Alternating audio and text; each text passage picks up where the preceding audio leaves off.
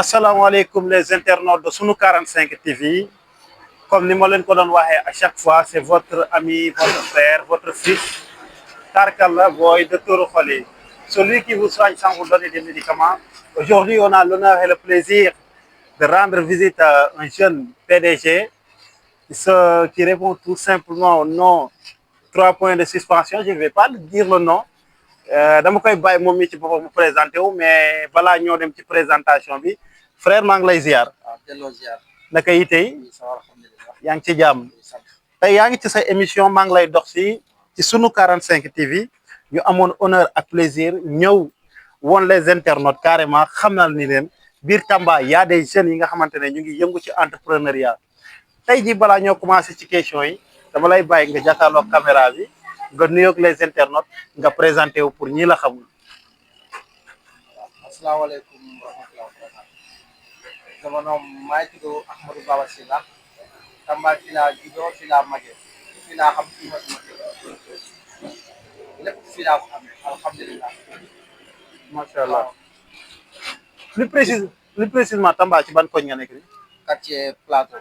ci plateau la ok ñoo ngi ni biir plateau comme ni ñu leen ko waxee plus précisément ci wetu Saint-Pierre Claver bi nekk benn jeune bi nga xamante ne mu ngi yëngu ci entrepreneuriat mais frère samay internautes ñoo la doon laaj ñu ne ñu fàgga dem ci Sylla parce que déggoon nañu Sylla Baye Ginaar Sylla jardinier Sylla shop yooyu noonu yëpp multi service bi nga teg qu'est-ce qui t'a motivé parce que mënoon nga jël yoonu gaal bi dem Europe dem nga ne nga génn Sénégal mais lan moo la inspiré pour nga toog biir Sénégal inspiré nga liggéey ci sa développement personnel en fait.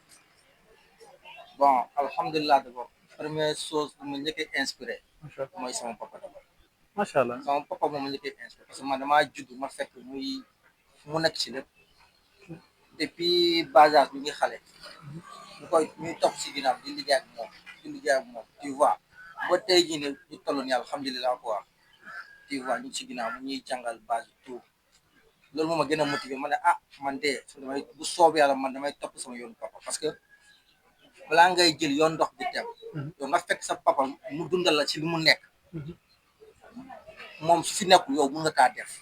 macha allah tu vois macha allah loolu da ngay sauver honneur famille bi sax au moins liggéey bi du taxaw quoi mais yow sa papa muy liggéey bi nga xam ne liggéey bi alhamdulilah muy dund jabootam muy am lépp foofu moom nekku fi après yow nga nekk fi xam nga liggéey bi doo ko mën a def parce que jàngoo depuis base doo ko mën a def waaw man nag sama papa mu ñu koy motivé d'abord si liggéey macha allah encouragé ba tey alhamdulilah may si ginnaaw di jàng la encadré waaw may encadré waaw macha allah loolu moo ñu koy motivé kon chapeau à notre papa xam nga di ko remercier parce que lii lañ soxla jeune bi nga xamante ne di nga toog ak sa waajur ngeen di partager di échanger mu lay encadrer ñun jeunesse bi dañoo war a delluwaat ci suñuy waajur pour am yenn lenge yi nga xamante ne au moins dinañ mën a liggéey ci suñu développement personnel mais frère yan complication ngay daj ci sa liggéey.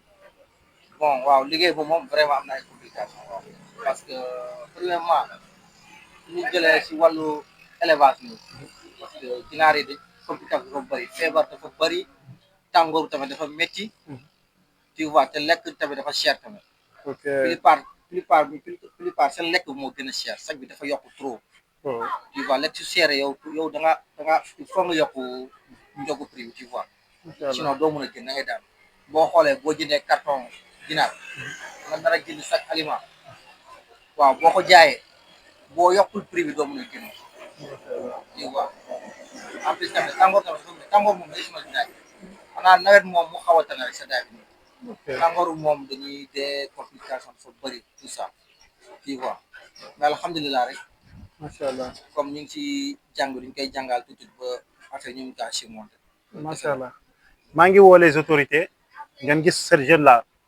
jeune la bi nga xamante ne bàyyi na lépp mu toog biir Sénégal kon maa ngi ñaan dimbal autorités yi ngeen ñëw ngeen jàppale ce jeune parce que ci ndimbal la soxla kii avec ndimbal bu ndaw rek mën na dépasser fii tey ñëw naa fekk naa la mais nekkoo ci ginaar kese boutique bi mu nekk sa boutique tamit inspiration bi fan la jógee ba tey ji nga am idée nga ne man damay teg boutique en fait ba affaire yi métti wuloon wala da nga jaar état bi ñu financé la wala say propre moyen nga ci demee ou bien. bon boutique bi sama propre moyen business yi mën a fi def côté su ma amee dara ma denc tuuti ba alhamdulilah ma am tuuti somme ma ne bàyyi comme que man des fois damay faral di dugg Dakar di ñëw ma ne ça fait l'occasion damay jënd ay dàll quelques dàll bu ñëw ma exposé ko fi loolu su jaree ma dem jënd yeneen tu vois macha allah macha allah. en plus tamit Zarentaw muy fii ah bon.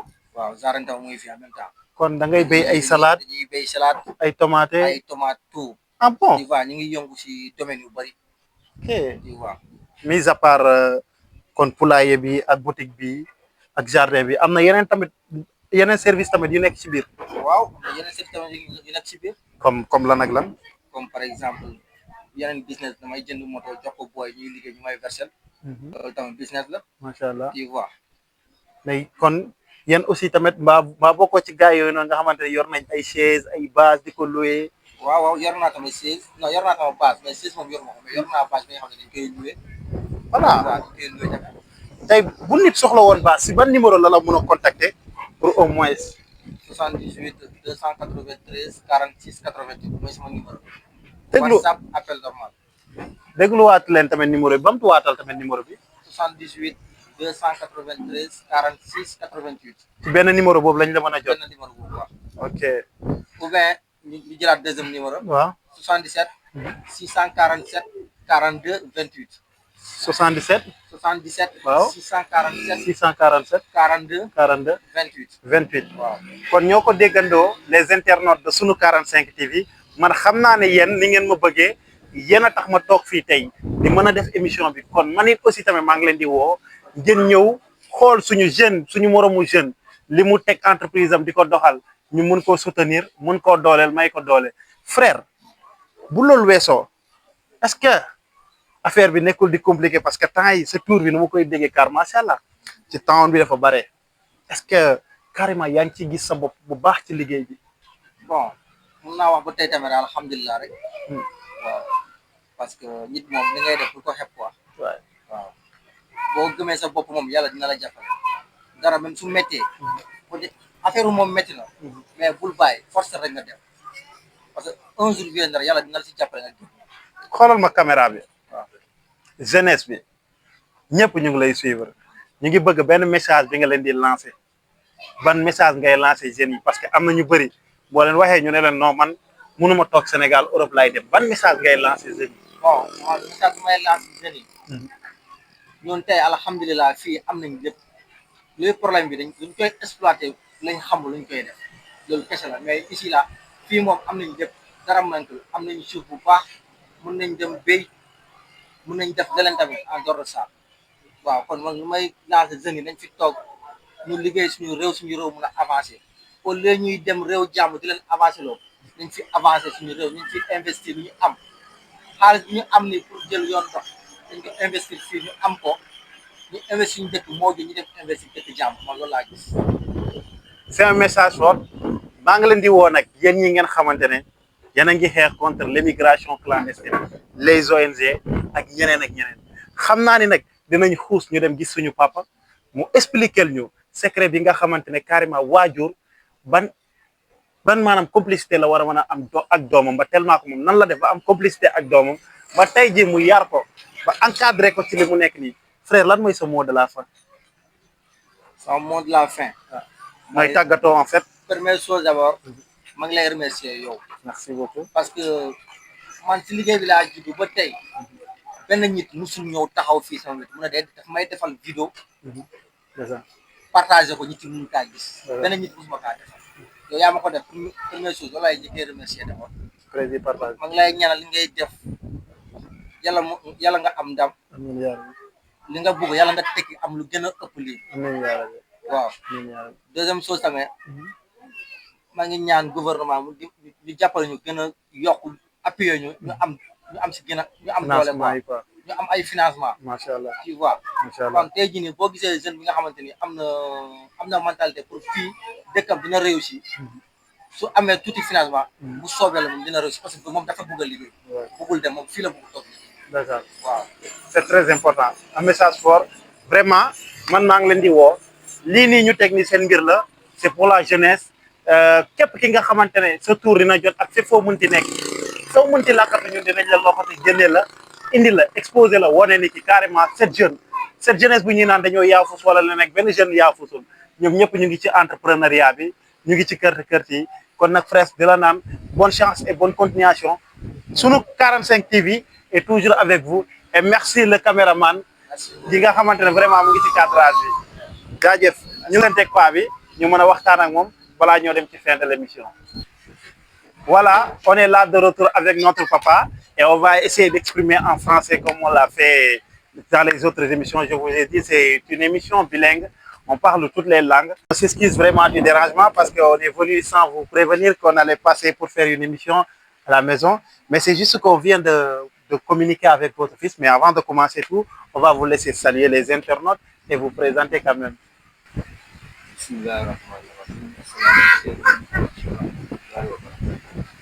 Moi, je m'appelle Mohamed Silla. J'habite à Sarissa, derrière le centre Saint-Pierre-Claver. Je suis dans la volaille depuis 1990. Moi-même, mes enfants ne sont pas nés. J'ai évolué dans la volaille. En même temps, j'étais bibliothécaire au centre Saint-Pierre-Claver. Ouais. Donc, je faisais les deux activités à la fois. J'ai géré la bibliothèque au centre Saint-Pierre-Claver et j'avais aussi mon poulailler à la maison. J'ai formé pas mal de jeunes de Tamba. Beaucoup de jeunes ont eu des connaissances de la volaille chez moi ici à la maison. Ils sont aujourd'hui dans leur propre poulailler. Bon, les jeunes même qui sont bon, eux même ils pourront témoigner quoi. Mohamed Silla, bon, on le connaît très bien. C'est vrai. Le travail c'est la bibliothèque et la volaille. Ouais, j'ai arrêté la bibliothèque en 2010. J'ai continué par la volaille. Voilà. Je vis de ça, hein, je vis de ça. J'ai nourri mes enfants avec la volaille. Leur scolarité, je paye avec ce que je gagne dans la volaille. Alhamdoulilah, quoi. Inch'Allah. Merci beaucoup. Comme vous avez si entendu notre papa, qu'est-ce que ça vous fait de voir ces jeunes que vous avez formés sur continuer les activités dont vous avez transmis une formation dont vous savez, vous n'avez pas un établissement pour former ces jeunes-là, mais ils venaient envers vous, ils vous posaient des questions et vous leur donnez des conseils et ils pratiquaient ces conseils, ils ont réussi dans leur vie. Qu'est-ce que ça vous fait? Ça me fait un grand plaisir. Quand vous voyez quelqu'un venir chez vous, il vous demande des informations, vous lui donnez des bonnes informations. Moi, ça me fait un grand plaisir.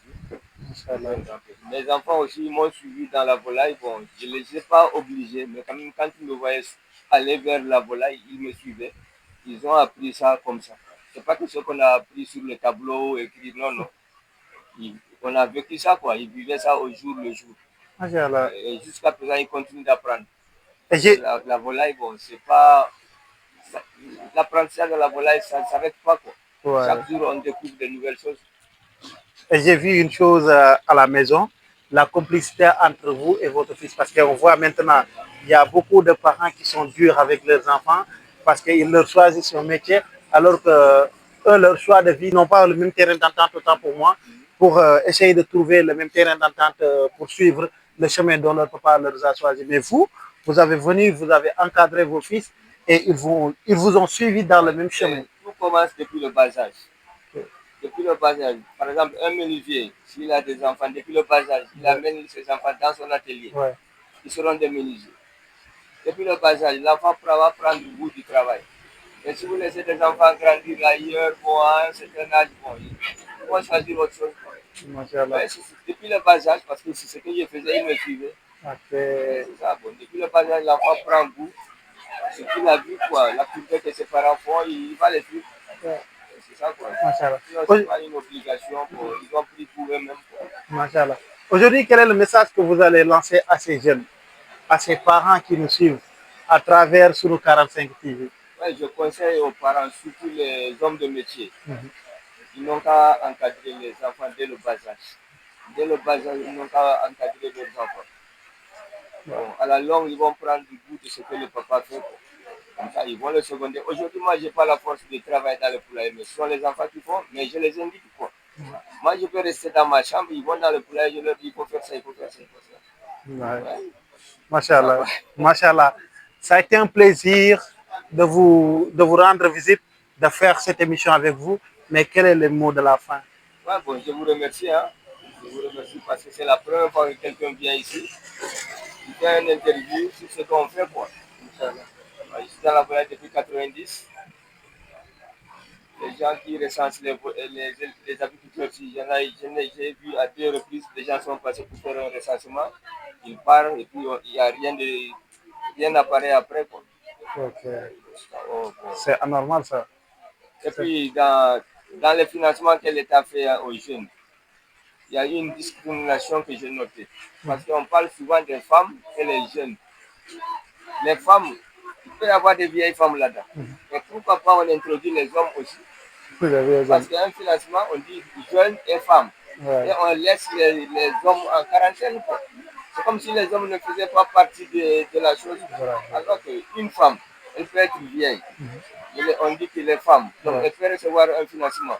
Un jeune peut recevoir un financement. Mais un homme, comme les personnes âgées, on les met à côté. Alors que la plupart des chefs d'entreprise sont les hommes âgés. Ce sont les hommes âgés qui dirigent les entreprises. C'est vrai, c'est Si vrai. ils ne reçoivent pas de financement, comment les enfants vont acquérir des connaissances? Ça sera un problème. Ouais. Il faut que l'État Il faut essaye. que l'État soutienne les hommes Ouais. qui ont des entreprises déjà. Ouais. Ça, ce sont des écoles de formation. Ouais. Si on les soutient, on dit chaque maître encadre 10 gosses. Ouais. Chaque maître encadre 10 gosses. Beaucoup d'enfants ne vont pas prendre la voie de la mère. Ouais. Surtout. Ils Surtout. seront là où apprendre. Ouais. Mais on a laissé les hommes à côté, on dit femmes et jeunes. C'est anormal. En tout cas, vraiment, vous avez lancé un message très important. Et nos autorités, ils peuvent aussi prêter attention à ce message, prendre note et essayer d'y réfléchir. C'était un plaisir d'être là devant vous, devant les caméras, et de partager avec vous ces moments inoubliables. Il y a toujours un bon disciple de mon père qui me disait que le soleil brille pour tout le monde et seule la vie de l'homme sur terre est un corbeille. De ce fait, on doit s'entraider à chaque fois. Les financements mettent tout le monde au même pied d'égalité. Merci. C'était votre frère, votre ami, Tarka, le docteur Okoli, celui qui vous soigne sans vous donner des médicaments. J'étais de passage, c'est là service. Et comme vous l'avez vu, il y a une multiservice. Et ce jeune mérite d'être soutenu. Alors, je vous donne rendez-vous sur une autre émission avec un autre numéro, Inch'Allah. À bientôt. La lumière de l'actualité. Sounou 45 TV, la lumière de l'actualité, abonne-toi.